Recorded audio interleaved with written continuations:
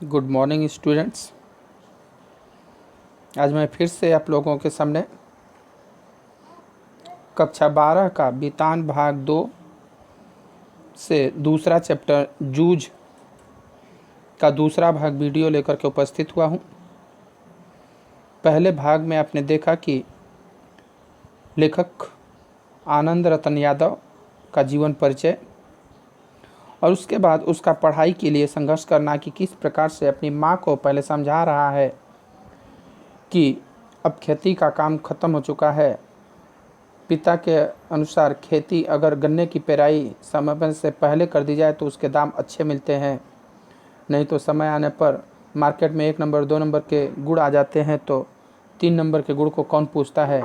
जबकि कुछ किसानों का मानना है कि पहले पेरने की बजाय अगर बाद में पेरें, गन्ने की पेराई करें तो गुड़ ज़्यादा पड़ता है, कम दाम भी मिले तो गुड़ ज़्यादा रहेगा। वो अपनी माँ को समझाता है कि माँ से कहता है कि दत्ता जी राव देसाई के पास चले और उन्हें समझाए। वो अगर दादा को समझा देंगे तो वो मान जाएंगे। और उसका यह भी मानना है कि पढ़ लिख करके कुछ होने वाला नहीं है, खेती करके कुछ होने वाला नहीं है। पढ़ लिख करके वो बिठोवा अन्ना की तरह कुछ काम धंधा कर जाएगा, नौकरी कर जाएगा तो हाथ में 4 पैसे होंगे तो उसका विकास होगा। माँ से कहा तो माँ दत्ता जी राव के पास गई शाम को और उन्हें सारी बात बताई कि किस प्रकार से उनका पति उनको और इसके बेटे को खेत में के काम में लगा रखा है और अपने दिन भर रखमाबाई के कोठे पर अय्याशी करता है। वह अपने दिन भर घूमता है, इसलिए इन लोगों को काम पर लगा रखा है, पढ़ने नहीं देने देता है। और बीच में लेखक भी कहता है कि अगर मैं चला जाऊं तो जनवरी का समय है, 2 महीने में मैं अपने पिछले क्लास की तैयारी कर लूँगा तो मेरा साल बर्बाद नहीं होगा। पहले ही 1 साल बर्बाद हो चुका है, 5 का पढ़ा लेकिन एग्ज़ाम परीक्षा नहीं दिया, तो इस साल 2 महीने पढ़ करके वो रिवीजन हो जाएगा, 5वीं पास हो जाऊँगा। इतना उन्होंने कहा था। दत्ता जी राव ने कहा कि ठीक है, आने दे उसे, मैं उसे सुनाता हूँ कि नहीं अच्छी तरह। परीक्षा उठते उठते मैंने भी उससे कहा, यहाँ तक हुआ था कि उठते उठते मैंने भी उससे कहा कि अब जनवरी का महीना है, अब परीक्षा नज़दीक आ गई है, यदि मैं अभी भी कक्षा में चला जाऊँ, जाकर बैठूँ तो 5वीं की सारी तैयारी हो जाएगी और मैं परीक्षा में पास हो जाऊंगा। इस तरह मेरा साल बच जाएगा। अब खेती में ऐसा कुछ काम नहीं है, मेरा पहले से ही 1 वर्ष बेकार चला गया है। इतना हुआ था। ठीक है, अब तुम दोनों अपने घर जाओ, जब वह आ जाए तो मेरे पास भेज देना और उसके पीछे से घड़ी भर बाद में तू भी आ जाना रे छोरा। दत्ता जी राव देसाई कहते हैं सरपंच, उस गांव के मानिंदा आदमी। कहते ठीक है, तुम दोनों जाओ और जब वो आ जाए तो उसे मेरे पास भेज देना। और लेखक से कहते हैं कि सुन छोरा, घड़ी भर बाद यानी कि कुछ समय बाद तू भी आ जाना। जी कहकर हम खड़े हो गए। उठते उठते हमने यह भी कहा कि हमने यहाँ आकर ये सभी बातें कही हैं, यह मत बता देना, नहीं तो हम दोनों की खैर नहीं।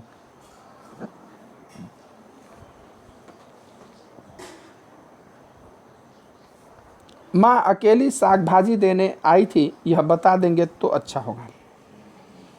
बहुत डरता था अपने पिता से कि बहुत मारते थे, इसलिए कहा कि ये मत बता दीजिए कि हम लोग आए थे और आपसे कहे थे पढ़ाई के लिए, नहीं तो हम दोनों की खैर नहीं, बहुत मार मारेगा। ये कह दीजिए कि माँ आई थी साग भाजी देने के लिए। तो बताइए,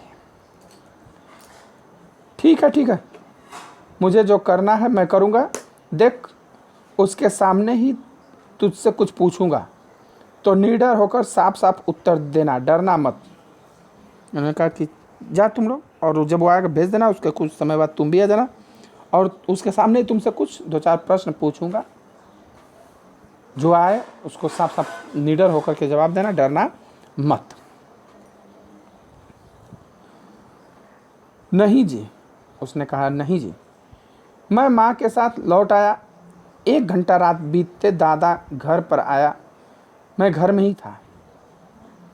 आते ही माँ ने दादा से कहा, साग भाजी देने देसाई सरकार के यहाँ गई थी तो उन्होंने कहा कि बहुत दिनों से तेरा मालिक दिखाई नहीं दिया है, खेत से आ जाने पर जरा इधर भेज देना। ये लोग घर चले आए तो 1 घंटा रात बीत गई थी, यानी अंधेरा पूरा हो चुका था। तब वो आया घूम फिर करके। जब घूम फिर करके आया तो तुरंत ही उसकी माँ यानी उसकी पत्नी ने कहा कि साग भाजी देने के लिए देसाई सरकार के पास गई थी तो उन्होंने कहा कि तेरा पति बहुत दिनों से इधर दिखाई नहीं दिया, कहाँ रहता है, क्या करता है, खेत से जब आ जाए तो उसे भेज देना है। ये सब बातें अपनी तरफ से इन्होंने बना के कहा था। कुछ काम वाम था क्या? दादा ने अधीरता से पूछा। भाई जब बड़े लोगों का हुक्म आता है ना तो लोग बड़े अधीर हो जाते हैं। उन्होंने पूछा, भाई कुछ काम वाम था क्या कि उन्होंने बुलाया है? मुझे तो कुछ बताया नहीं उन्होंने। उसकी माँ ने कहा कि भाई मुझे तो नहीं बताया, बस इतना ही कहा कि आए तो भेज देना। तो मैं हो आता हूँ, तब तक तू रोटियां सेक ले। गड़पा आए तो उसे खेतों पर भेज देना पहले ही। गड़पा यानी बेटे को कहते हैं कि अगर बेटा आ जाए तो उसे खेतों पर पहले भेज देना, खिला पिला करके। दादा तुरंत उठ खड़ा हुआ। देसाई के बाड़े का बुलावा दादा के लिए सम्मान की बात थी। खड़ा हो गया तुरंत। भाई सरपंच का बुलावा आया हो, मानिंद आदमी का जब बुलावा आता है तो वो किसी के लिए सम्मान की बात होती है। अगर मान लीजिए कि किसी बड़े आदमी का डीएम का बुलावा आ जाए या प्रधानमंत्री का बुलाया आ जाए, मुख्यमंत्री का बुलाया आ जाए तो ये बहुत सम्मान की बात होगी। राष्ट्रपति का बुलावा आ जाए तो इस प्रकार से वो गांव के सरपंच थे, उनका बुलावा इनके लिए सम्मान की बात थी। तुरंत चले गए। आधा घंटा बीतने पर माँ ने मुझसे कहा कि अब तू जा, कहना जीम ने बुलाया है। आधा घंटा बीत गया तो माँ ने उससे कहा अब तू जा, और कहना कि जीम ने यानी खाने के लिए, जीम ने अर्थात भोजन करने के लिए बुलाया है। अच्छा। मैं पहुंचा तो सरकार मेरी राह देख रहे थे। ये गया तो वो इसी का वेट कर रहे थे कि इसके वो आए तो इसी के सामने पढ़ाई लिखाई की बात हो। भाई वैसे पढ़ाई लिखाई की बात करेंगे तो शक हो जाएगा। क्यों आया रे छोरे? दत्ताजी राव ने पूछा।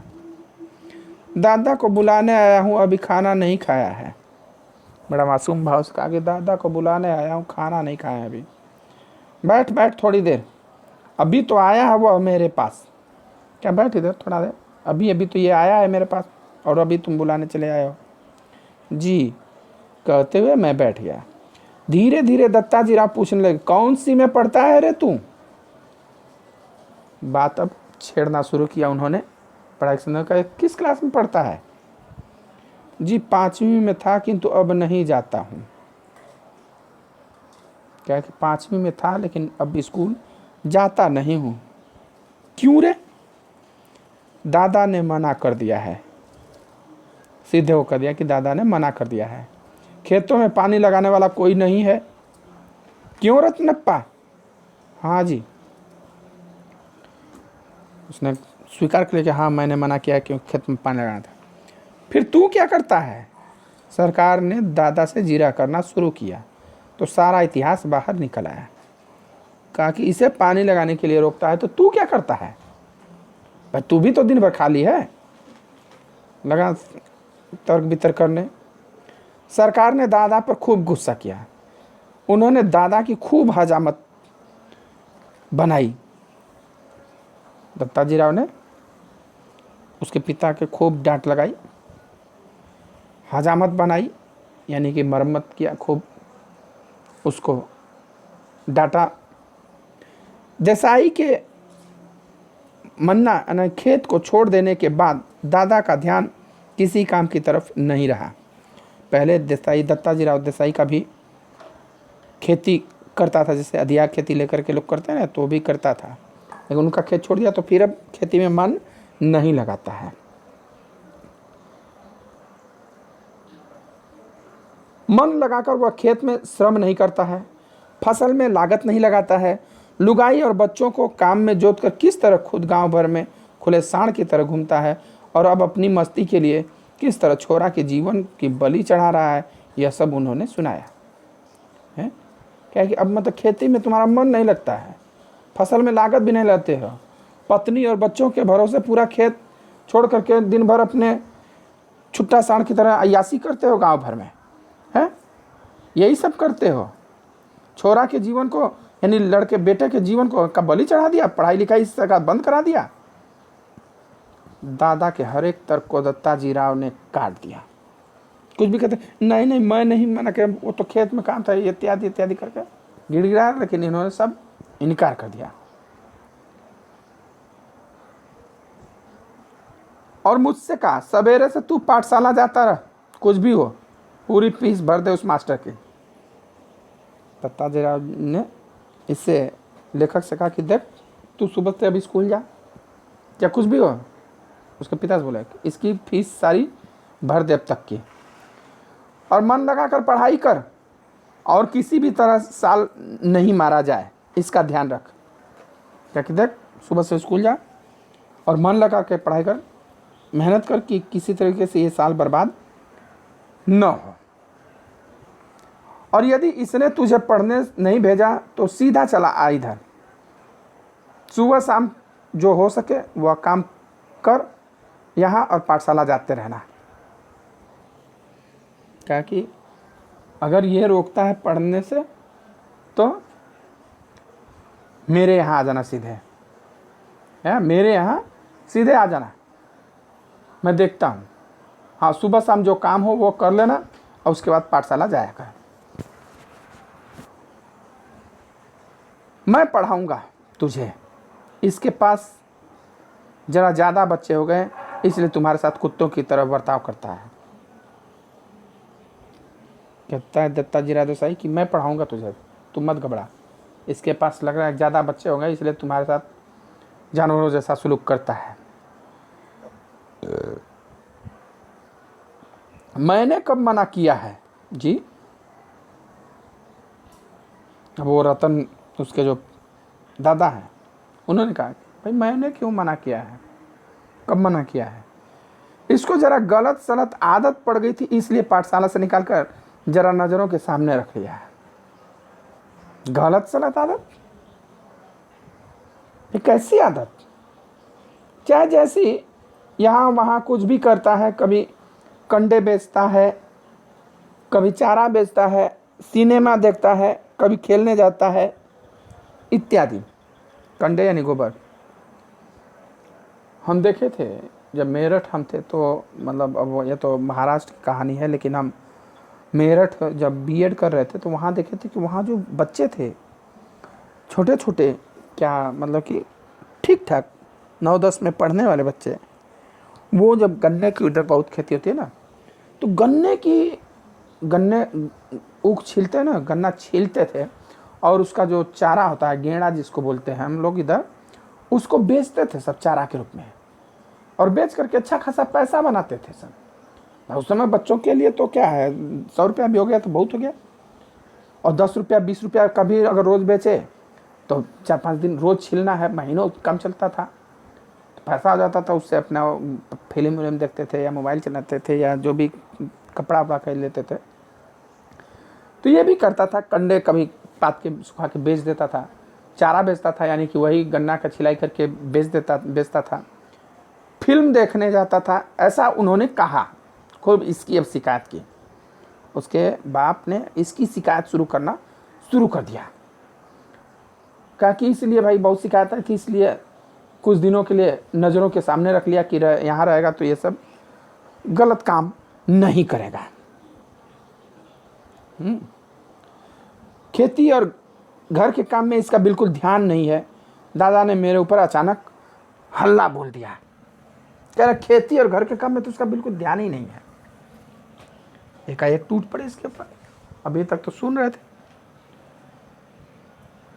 क्यों रे छोकरे?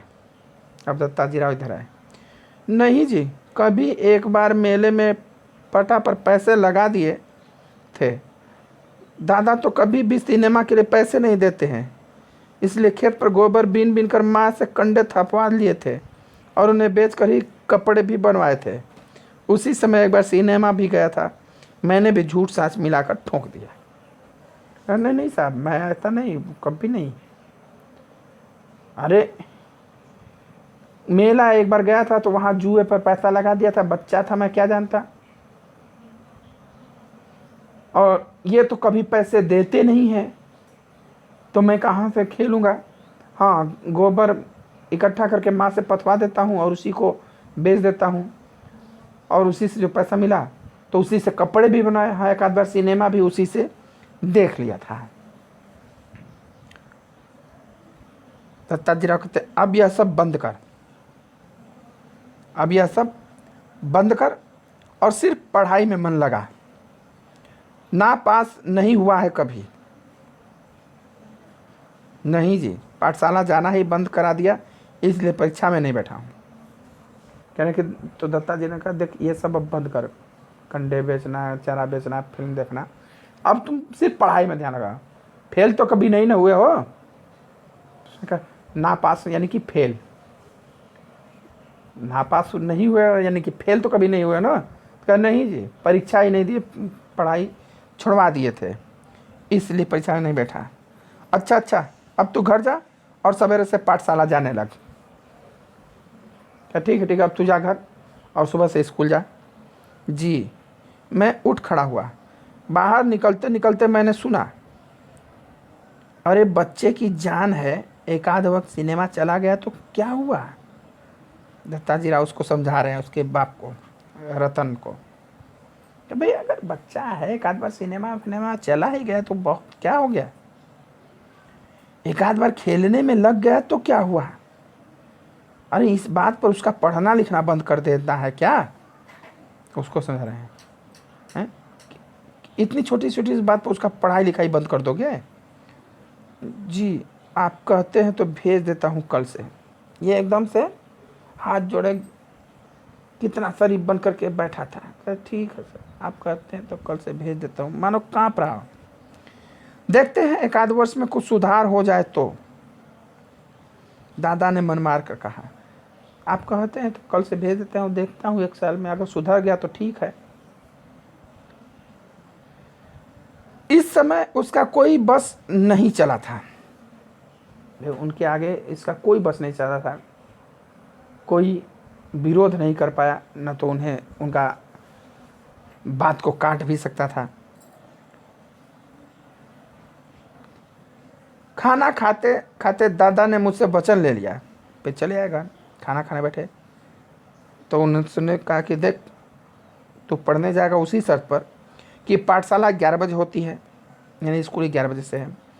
दिन निकलते ही खेत पर हाजिर हो जाना चाहिए, यानी सुबह होते ही तुम कहाँ मिलोगे, खेत पर। 11 बजे तक पानी लगाना चाहिए। 11 बजे तक पानी लगाओगे। पहले पानी बैलों से ही खींचा जाता था, कुओं से, पूर के माध्यम से, मोट के माध्यम से या रहट के माध्यम से। कि 11 बजे तक तो पानी लगाएगा। खेत पर से सीधे पाठशाला पहुंचना है, यानी खाएगा पिएगा कब, सुबह ही खा करके आएगा, झोला बस्ता ले करके। कहीं खेत पर से सीधे स्कूल चल जाना, और सवेरे आते समय ही पढ़ने का बस्ता घर से ले आना। यानी सवेरे से सुबह खेत से आओगे तभी अपना बस्ता लेते आना कापी किताब। और छुट्टी होते ही घर में बस्ता रखकर सीधे खेत पर आकर घंटा भर ढोर चराना। क्योंकि अगर छुट्टी तुरंत होते ही घर आओ, घर पर बस्ता रख करके 1 घंटा ढोर चराना है, पशुओं को चराना है, गाय भैंस चराना है। ढोर अर्थात पशु। और कभी खेतों में ज़्यादा काम हुआ तो पाठशाला में गैर हाजिरी लगाना, समझे, मंजूर है का। क्योंकि अगर कभी खेतों में काम ज़्यादा हो तो छुट्टी भी कर देना है, समझ गए ना। अगर मंजूर हो तो जाना। हाँ, खेत में काम होगा तो गैर हाजिर रहना ही चाहिए। मैं ऐसे बोला था मानो मुझे सारी बातें मंजूर है। मन आनंद से उमड़ रहा था। इतने इस प्रकार से कहा मानो कि सारी बातें इसे मंजूर है। इसके तो मन में पूरे खुशियाँ उमड़ रही थी। कम से कम मुझे सुबह पढ़ने जाए, पढ़ने को तो मिलेगा, पढ़ने को तो मिलेगा। इसका मन आनंद से भर उठा और वो सारी बातें स्वीकार करता गया। हाँ, इतना मंजूर हो तो पाठशाला जाना, और नहीं तो यह पढ़ना लिखना किस काम का है।